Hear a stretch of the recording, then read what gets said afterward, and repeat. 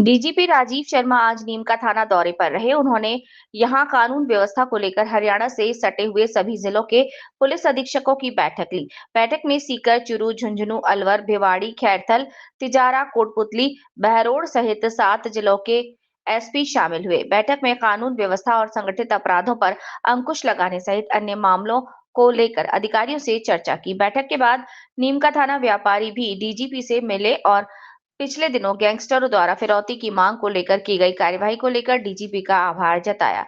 इसके साथ ही व्यापारियों ने क्षेत्र नीमका थाना की कानून व्यवस्थाओं को लेकर चर्चा की। इसके साथ नीमका थाना को जिला पुलिस बनने की मांग की। मीटिंग के बाद डीजीपी राजीव शर्मा ने मीडिया से रूबरू होते हुए बताया कि नीमका थाना में हरियाणा राज्य से लगने वाली सीमा और उत्तर प्रदेश से लगने वाली सीमा के पुलिस अधीक्षकों और आईजी जयपुर रेंज और एडिशनल डीजी लाइन ऑर्डर के साथ बैठक की। बैठक में मुख्य उद्देश्य सीमावर्ती सीमा थाने हैं जो कि विशेष चुनौतियां हैं उनके संबंध में और जो संगठित अपराध हैं जिसके तरीके से नारकोटिक शराब की तस्करी और गैंगस्टर गतिविधियां जो सामने आई उन पर किस तरीके से प्रभावी कार्रवाई हो सके और उनकी निगरानी तंत्र और बेहतर हो, इस संबंध में उसके लिए सभी अधिकारियों से बातचीत की। इसके साथ ही उन्होंने स्टेट क्राइम को लेकर भी कहा कि उनका नया साल शुरू हुआ है, गत वर्ष की तुलना में अपराधों में गिरावट आई है। इसके साथ ही उन्होंने कहा कि आने वाले समय में अपराध को लेकर भी गिरावट आई है, ये देखना है और आने वाले समय में भी अपराध पर पूरे तरीके से नियंत्रण रहे। और इसके साथ ही उन्होंने कहा कि उनका पूरा फोकस संगठित अपराध, खासतौर पर जो नशीली दवाइयों का जहर है उस पर कैसा नियंत्रण रहे उसका फोकस है और साथ ही साथ आम जनता में उनकी उपलब्धता और हमारे संवेदनशीलता हमारे स्टाफ की और कैसे बेहतर हो सके। साथ ही थाने की चेकिंग करने को लेकर पुलिस अधीक्षकों ने भी कहा। इसके साथ ही बॉर्डर लगने वाले थाने को लेकर भी कहा कि जो उनके नजदीक के जो राज्य हैं उनसे बेहतर कोऑर्डिनेट हो।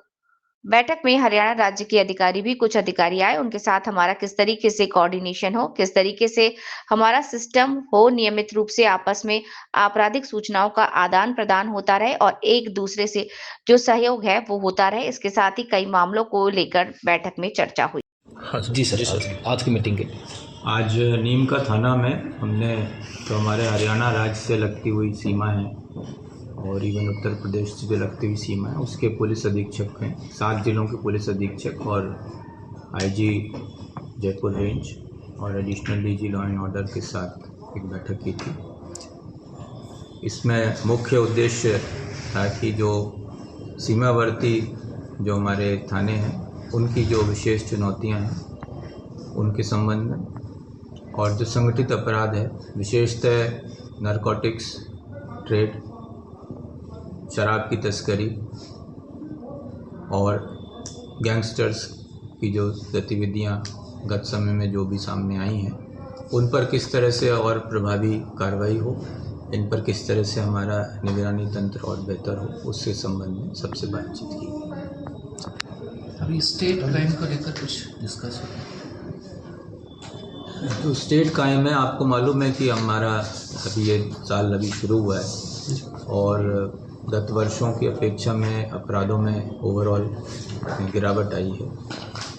सभी तरह के अपराधों में गिरावट आई है ओवरऑल।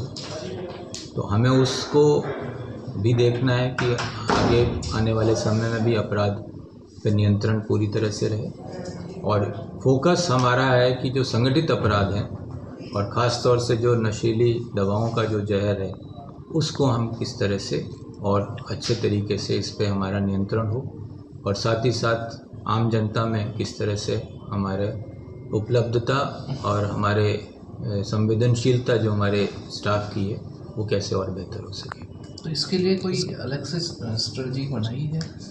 सभी बीट कांस्टेबल्स को हम कह रहे हैं कि फरवरी माह में वो अपनी बीट में जाएंगे और अपने बीट में रहने वाले निवासियों के साथ संपर्क करेंगे। तो उनमें और सभी पुलिस अधीक्षक गणों को हम कहा है कि हर माह में अपने बेस्ट बीट कांस्टेबल का भी चयन वो करें, हर थाने स्तर पे भी करें और जिला स्तर पे भी करें। साथ ही साथ एसपी साहिबान को आवश्यक रूप से अपने नियमित रूप से थानों में आकस्मिक चेकिंग करने के लिए भी हमने कहा है। एक बॉर्डर से लगते जिले, बॉर्डर से लगता है एरिया, उनके थाने, इसको लेकर कोई अलग से कोई प्लानिंग है? जो बॉर्डर से लगते थाने हैं उनके लिए आवश्यक है कि जो हमारे नज़दीक के राज्य हैं उनसे हमारा बेहतर कोऑर्डिनेशन हो।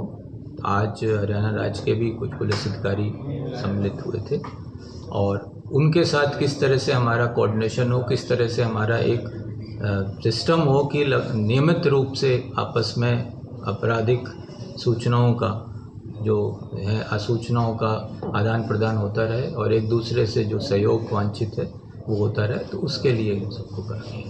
Thank you. सभी दर्शकों को नमस्कार, आदाब। आप देख रहे हैं जनमानस शेखावाटी न्यूज।